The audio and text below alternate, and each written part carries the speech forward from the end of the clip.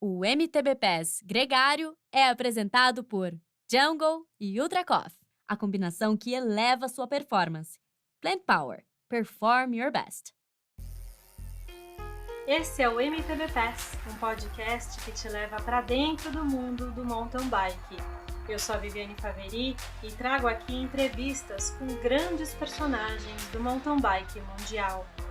A atleta olímpica americana Lea Davison é a convidada de hoje. Lea esteve presente nas Olimpíadas de Londres em 2012, onde terminou em 11º, e na do Rio em 2016, onde terminou em 7º. As Olimpíadas de Tóquio 2020 seria sua última chance de alcançar o maior objetivo de sua carreira, que era a medalha olímpica. Com 2 medalhas de prata em campeonatos mundiais de 2014 e 2016, esse objetivo da medalha olímpica era mais do que legítimo. Só que, como já falamos aqui na entrevista com Pichait e com Guilherme Miller, o primeiro e mais difícil passo para conquistar esse objetivo da medalha olímpica é de simplesmente conseguir se qualificar para participar dos Jogos Olímpicos. E a forma como a Lea decidiu buscar essa classificação é o assunto de hoje. Você toparia trabalhar junto das suas maiores adversárias, compartilhar conhecimento, dar apoio e genuinamente torcer por elas para caminhar na direção do seu sonho? Pois foi isso que a Lea fez ao lado das americanas Chloe Woodruff, Erin Huck, Hailey Batten e Kate Courtney. Elas entenderam que fazia muito mais sentido trabalharem juntas do que gastar energia com pequenas disputas internas. O nome disso é Competitive Collaboration, que se traduz para o português como competição colaborativa. É um conceito quase chocante quando a gente pensa no mountain bike, que é um esporte individual, mas, sinceramente, é uma das estratégias mais inteligentes que eu já vi no esporte, pois o esforço coletivo classificou os Estados Unidos em 2º no ranking das nações, o que deu direito a 3 vagas para as Olimpíadas de Tóquio. E o que dói no peito da Lea e também dói no nosso quando a gente ouve toda essa história é que ela sofreu uma lesão nas costas que roubou a performance dela nas pistas e ela acabou não se classificando para a tão sonhada 3ª disputa olímpica da sua carreira. Foi de partir o coração, mas a forma como ela lidou com tudo isso foi de partir o coração, mas a forma como ela lidou com tudo isso foi tão brilhante que essa história virou uma palestra do TEDx Boston, que está no YouTube e você deve assistir. Ela está em inglês, mas é possível colocar legendas em português. Bom, chega de introdução, vamos aprender um pouco sobre colaboração, pois isso é algo que a gente pode somar muito para a evolução do mountain bike no Brasil. Com vocês, Lea Davison.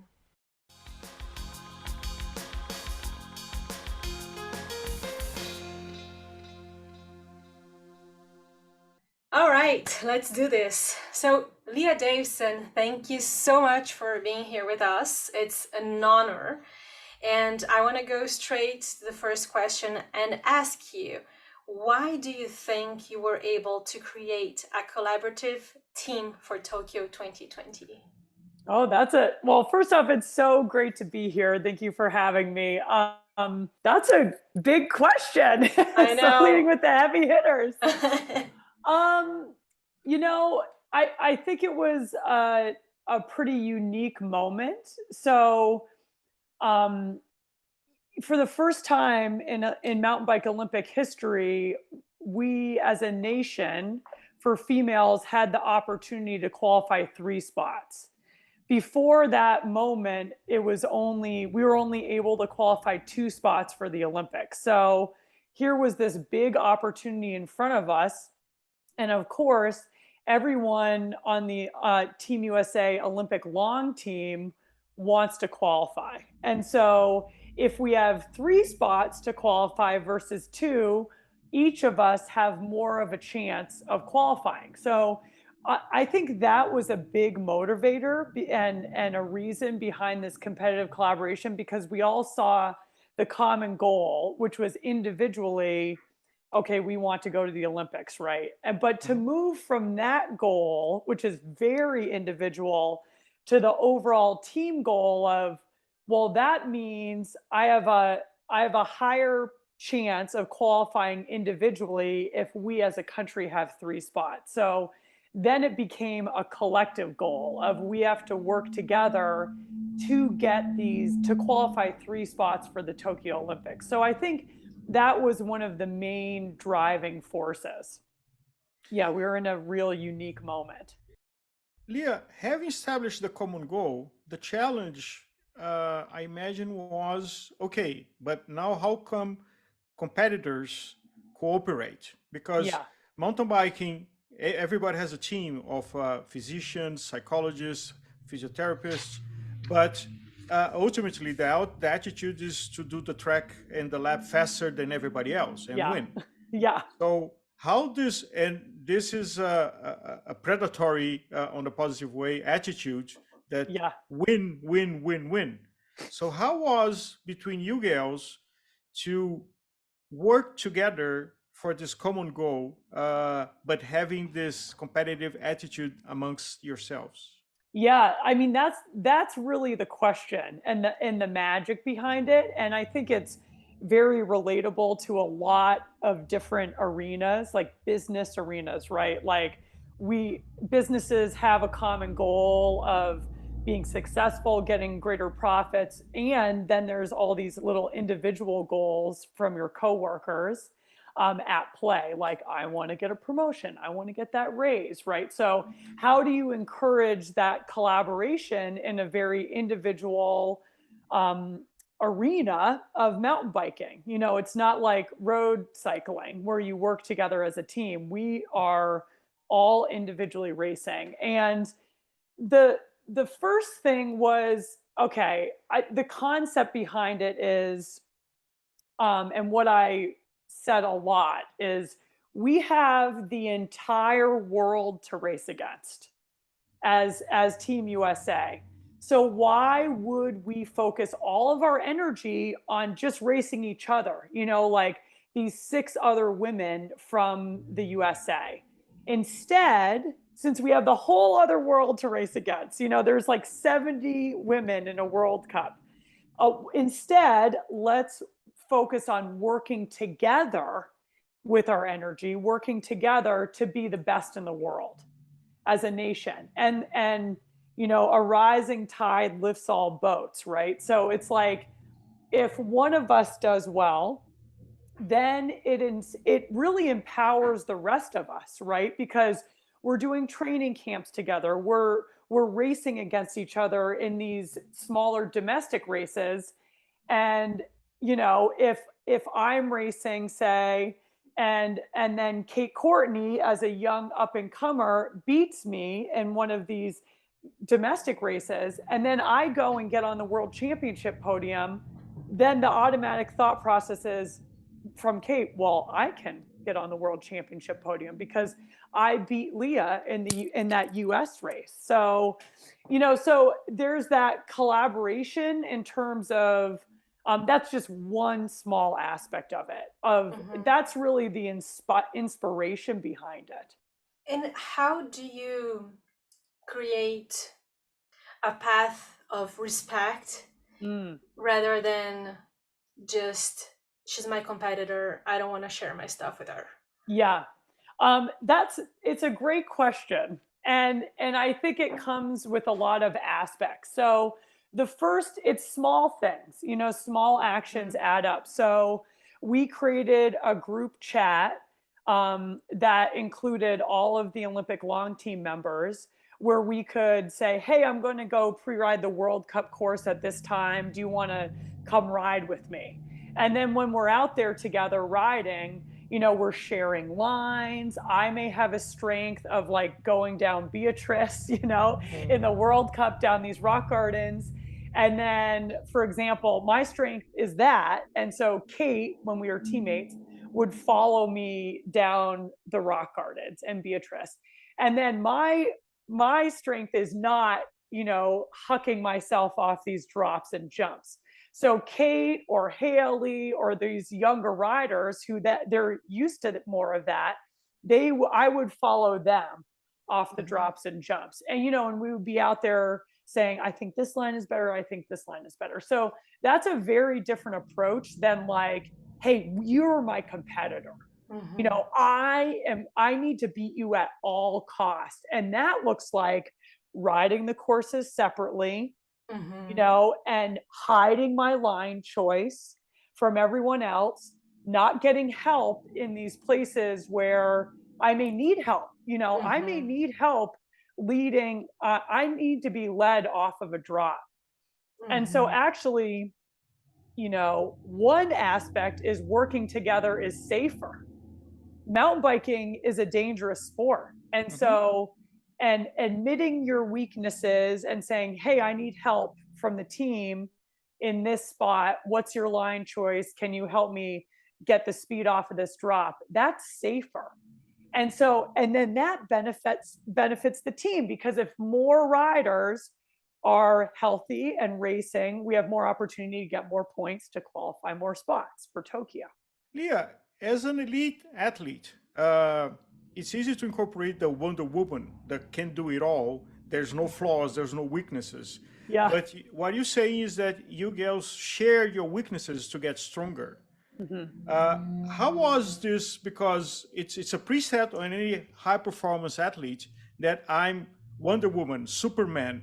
There's no weaknesses. I can go over anything. Yes. But then amongst yourselves, admitting your weaknesses in order to get stronger. How was this initially, and how did it play out?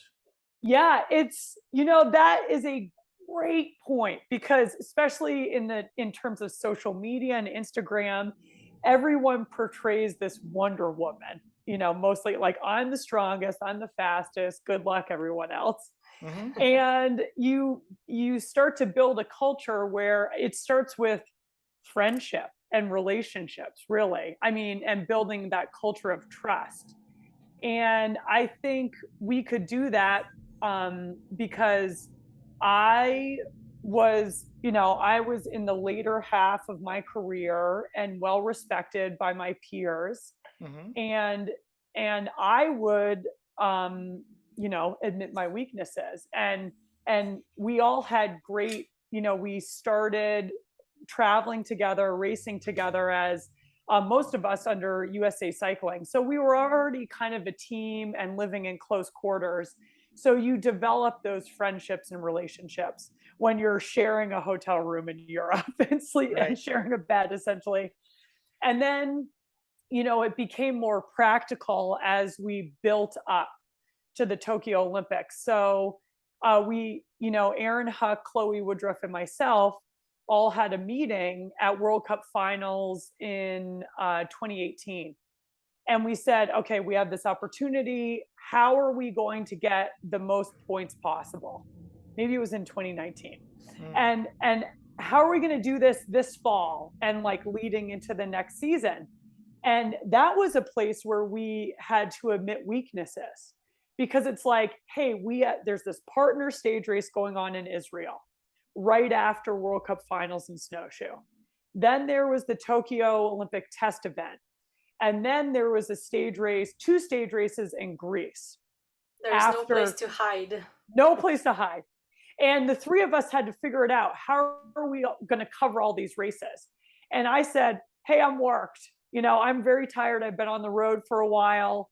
I don't feel like I'm going to be at my best if I go directly to Israel and do this stage race.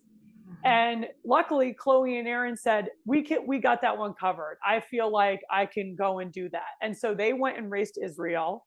We all met in Tokyo test event and did the test event. And then I said, yeah, once when you guys are racing Israel, I'll have a little break at home. I'll get rejuvenated. And then I'll go and do the solo stage races in Greece afterwards. So that was just one example of how, you know, we had built that trust of working together that you need to admit vulnerabilities. And then that's how we admitted our weaknesses and our strength to work together as a team the best. Do you feel like being younger for the younger girls is harder to admit the vulnerabilities, and why? Yeah, absolutely. Because you're in a place where you're trying to prove yourself, you know, and you're trying to get on teams, do the best you can. And so it can feel like you're fighting for scraps. Like it can feel like there's not enough when you're trying to get to your first Olympics, when you're trying to get on a trade team, trying to make it to, you know, on the World Cup podium. And having a career with accomplishments and having checked off a lot of goals that I already, you know, I had already accomplished, then it brings me to a point where I can, I think it's easier for me to collaborate, because I can kind of see the bigger picture and say, okay, we're going to be stronger together, and I'm going to model this. You know, like I'm going to try to model this, show everybody what this looks like and how much more fun it can be and how much more successful it can be.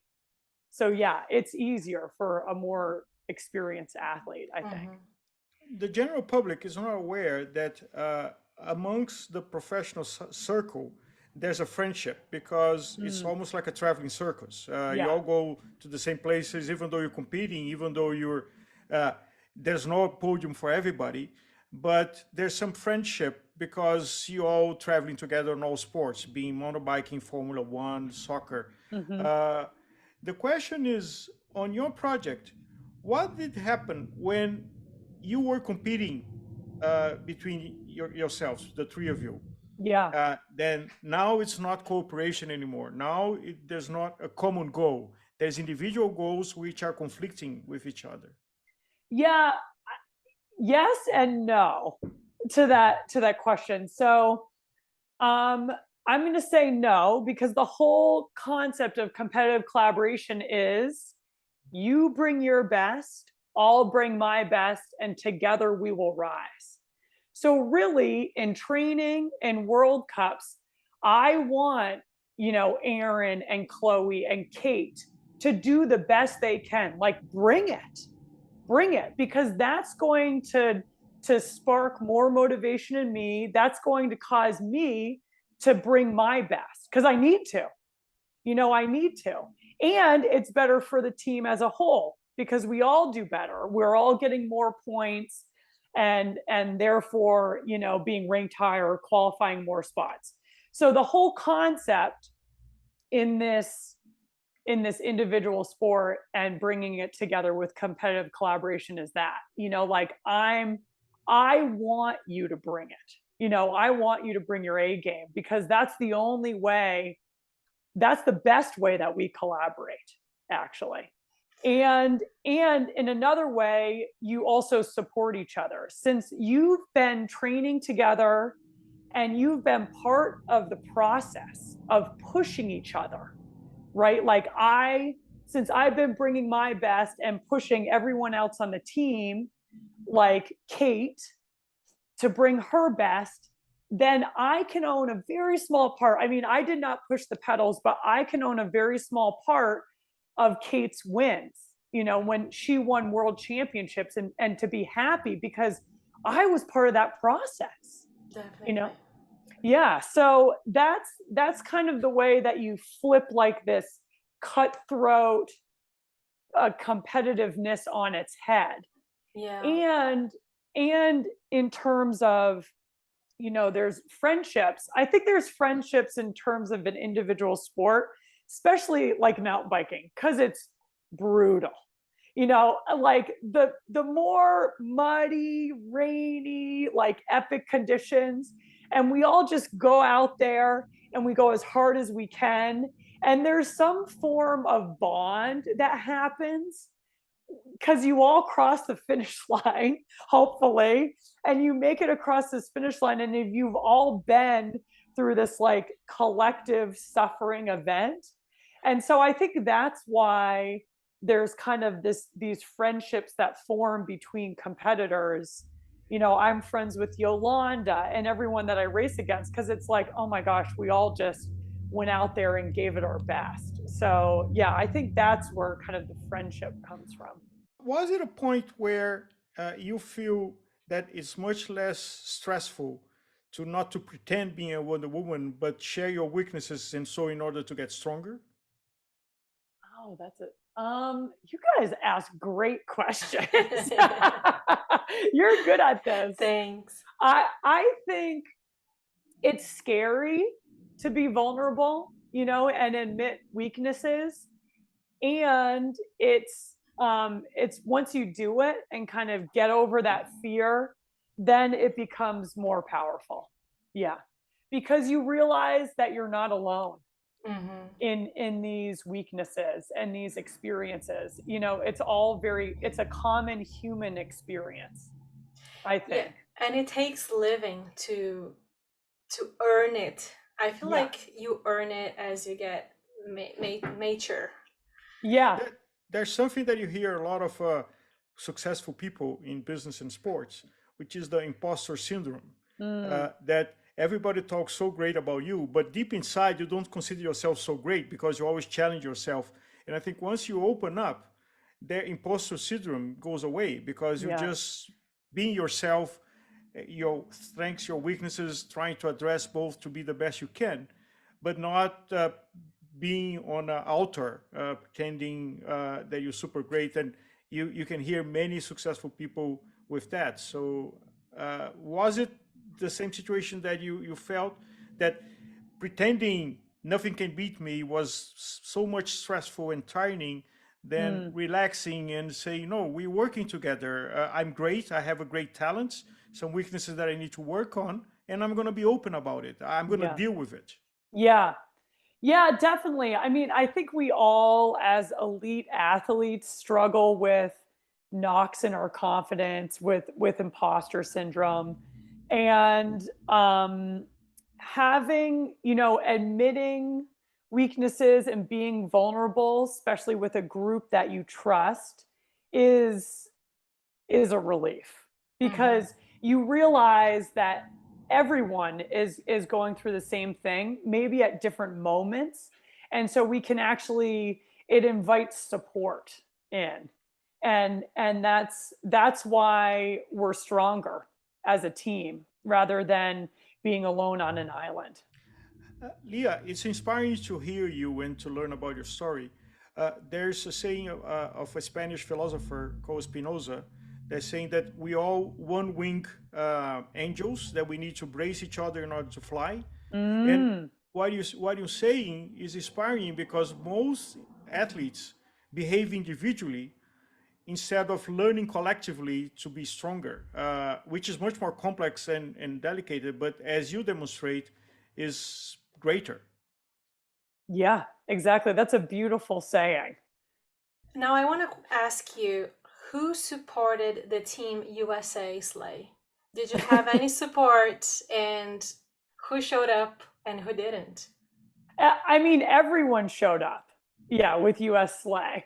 That was the beautiful thing about it, is that it was truly a collective effort. And everyone gave to the team in their own unique way. It was like a collective, beautiful effort of unique personalities. I mean, that's really what ideal teamwork is.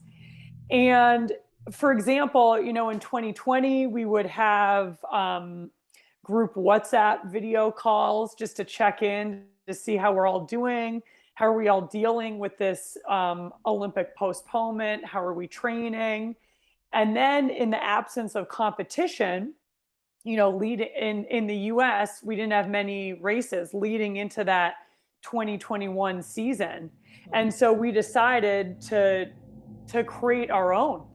So we did a training camp, and this was all us, like we booked an Airbnb, we did a training camp together. 4 of us were in Tucson, Arizona.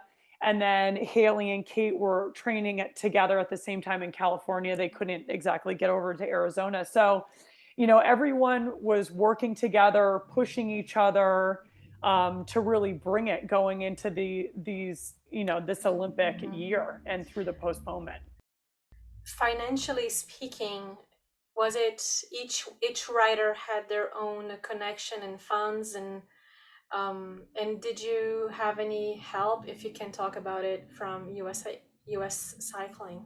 I think, USA Cycling, as everyone did, went through a tough time with COVID and the pandemic, and they didn't put on any races, tough times financially. So it was a little bit shaky ground, going into that Tokyo Olympic year.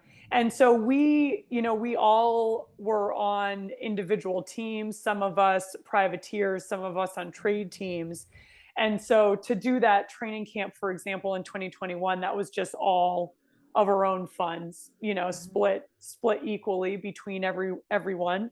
And in the lead up, before COVID, before the pandemic, USA Cycling supported us wholeheartedly. And so they really they said, they got this one figured out, like they're the ones having this meeting, and they have figured out a plan to get the most UCI points possible.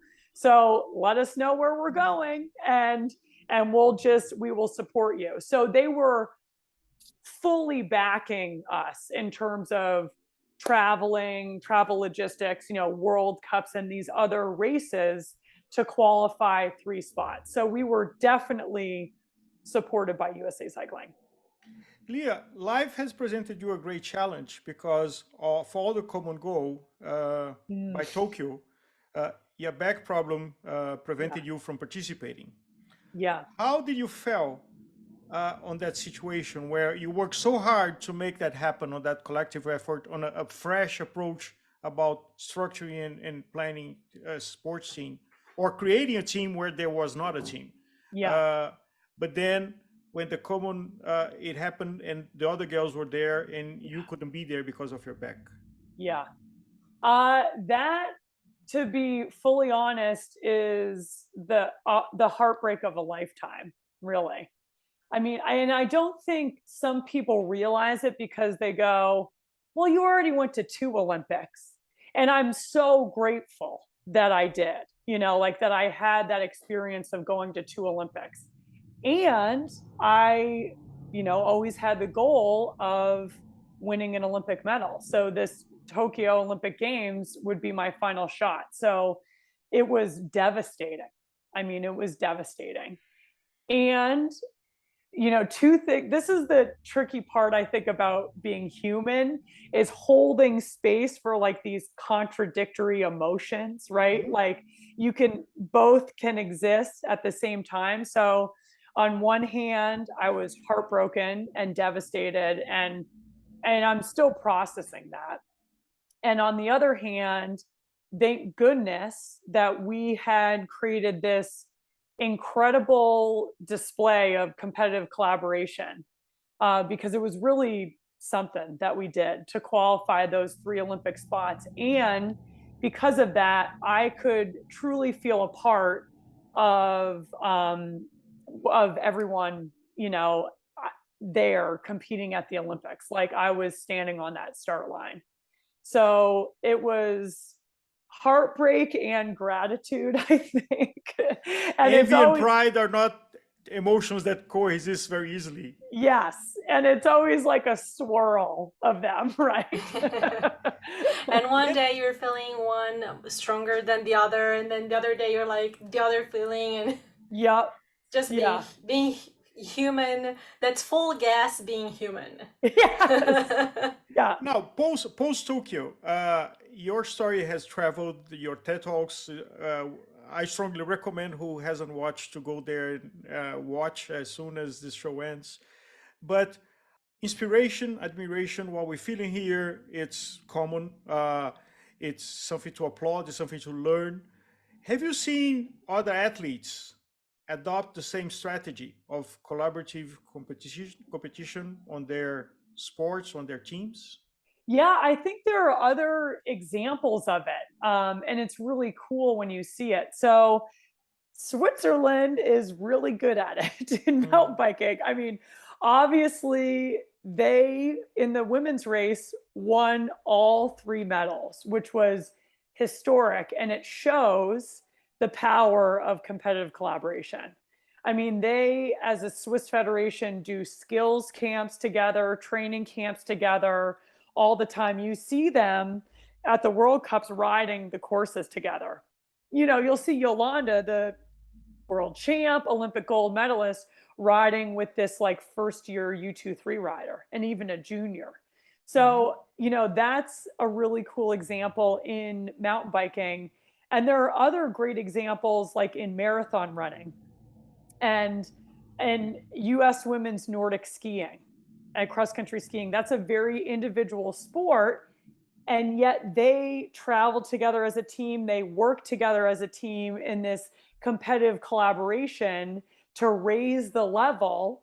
And in 2 Olympics ago, Jessie Diggins and Keegan Randall won the first gold medal for the States in years. I mean, it had been like 30 years. So there's many great examples of, well, I wouldn't say many actually, but when it happens, it's magical. It's huge.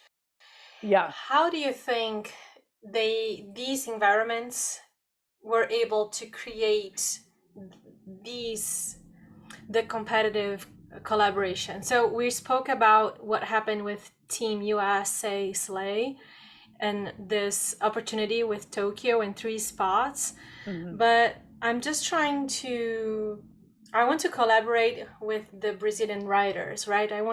We want to improve the mountain biking culture and competition in Brazil. And I'm trying to grasp something that people can actually listen to us now and be like starting to incorporate in their mindset for their future and in their careers.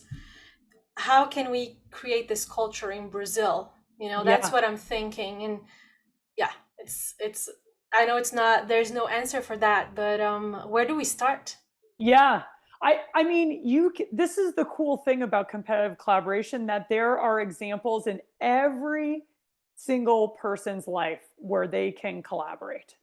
Every single person, whether it be at your job, is it in your personal life, is it with friends, is it with family, is it collaborating to combat climate change and the negative effects? I mean, it's everywhere. The opportunities are everywhere. And I think it starts by connecting. You need to first build relationships and establish trust and a rapport between each other. It's really, it starts with friendship, really. And you don't need to be, there's a saying with the US ski team, which I love, which is, we don't need to be best friends. We just need to be best teammates. And so that means something, right? That's a good one. It's a mutual culture of respect and accepting people as they arrive. This is how people are. Each one is a unique individual with strengths and weaknesses. And so I think that's at the basic, that starts there. And then it's about developing a mindset that is, it's not a scarcity mindset. It's a mindset that there's enough. Abundance. There's enough. Yes, thank you. Abundance mindset. So if you go in with that mindset, it's okay, great. I'm going to share with these other Brazilian riders things that have worked for me. And if you see that they're going through a tough time, give them a call, and just check in on them and see how they're doing. So I think it starts with a level of respect, connection, and also caring. I mean, I really care about every single rider, on that Olympic long team. And then also outside of that, a lot of those American riders, I care about them. What you're saying is something very important, because if we try to look back at more primitive societies or even smaller cities, people care for each other. But as the city gets bigger, people start not to care or even try to destroy or kill each other.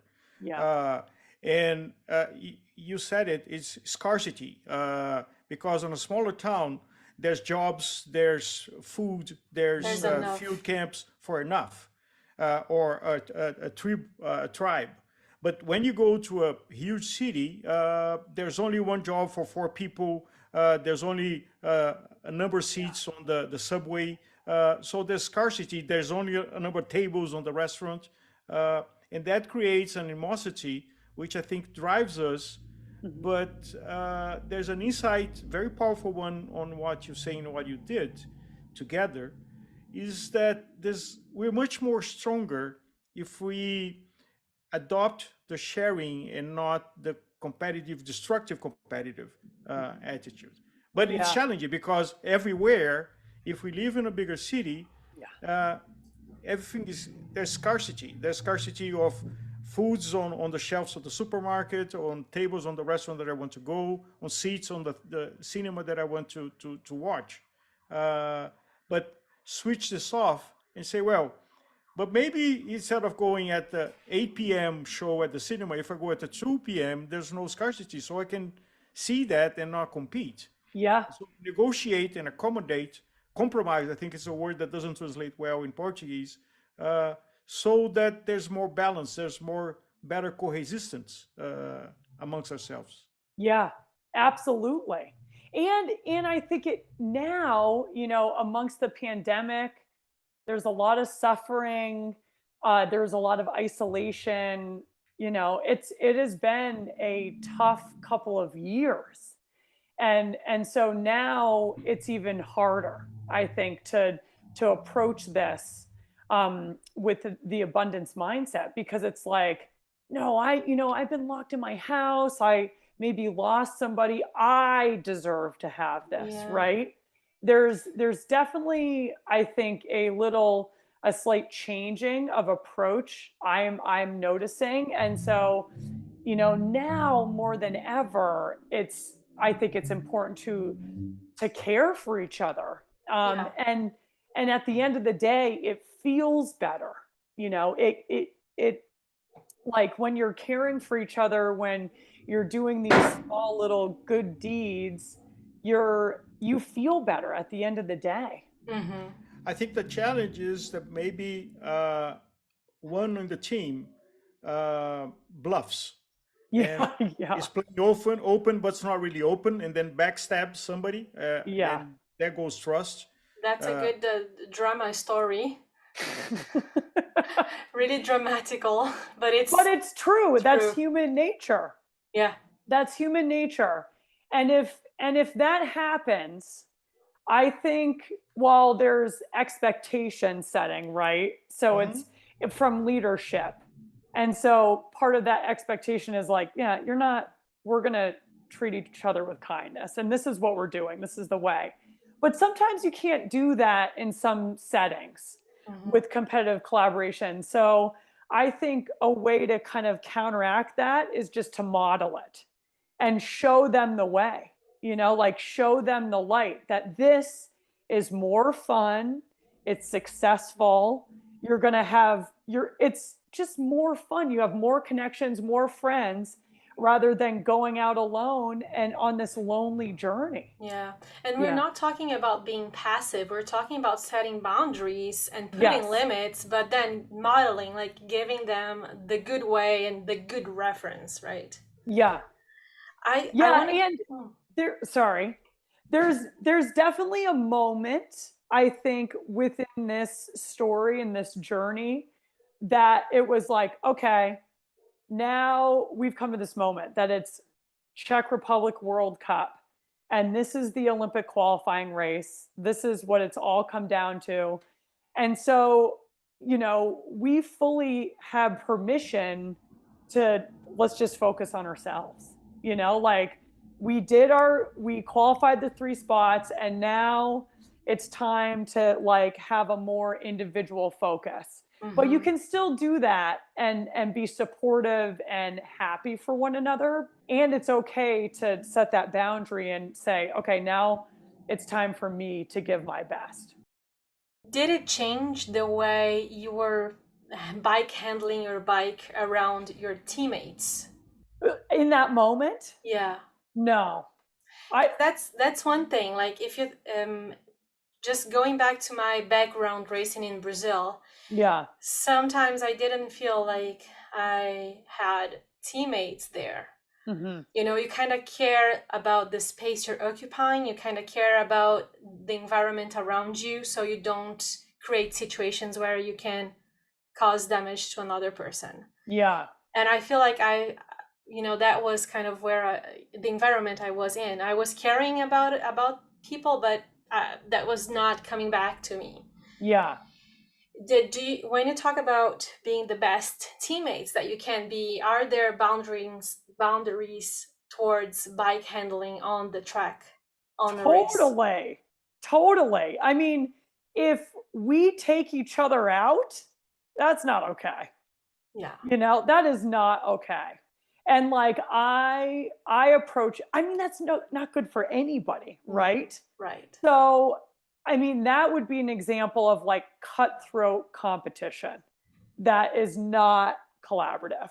And like, for example, if I pass one of my USA teammates in a World Cup, I'm like saying something to them when I go by, like, come on, like hop on my wheel. So it's like those little things that it doesn't need to be this, like, I'm going to take you out, like it doesn't need to be that.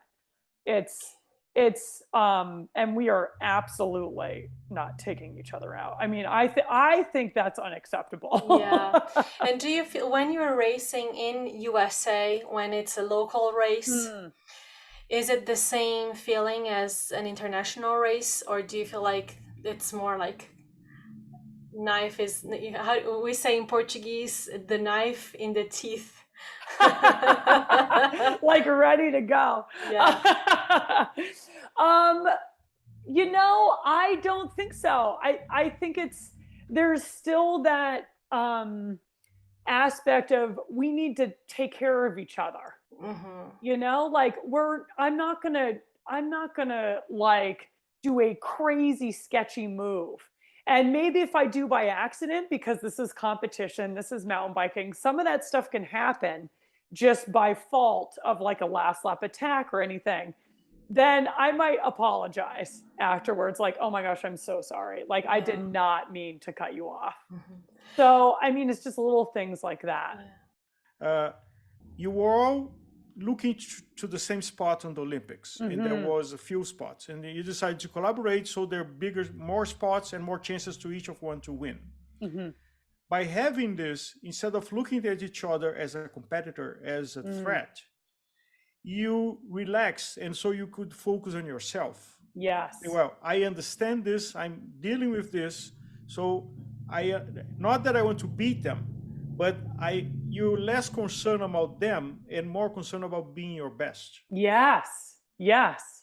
That's a great way to put it, actually. I've never thought about it from that aspect, but that's exactly it. It's about, you could all of a sudden switch the focus from like madly looking around at all my competitors and being overwhelmed, right? And instead you relax and focus on yourself and bringing your best. So yeah, that's a great way to put that. I'm going to write that down. Well, it's inspired by you, so it's yours. Thank you. Well, we have to close the conversation, unfortunately. And I just want to say thank you, Lea. It is an incredible contribution to the sport that you're making, and we're gifted with your collaboration. And I truly, truly hope that the American continent can come together to grow from mountain biking and grow the mountain biking. And we can definitely do it if we look at what you've done. Yeah. Thank you. Yeah, thank you. Thank you for having me. Privilege.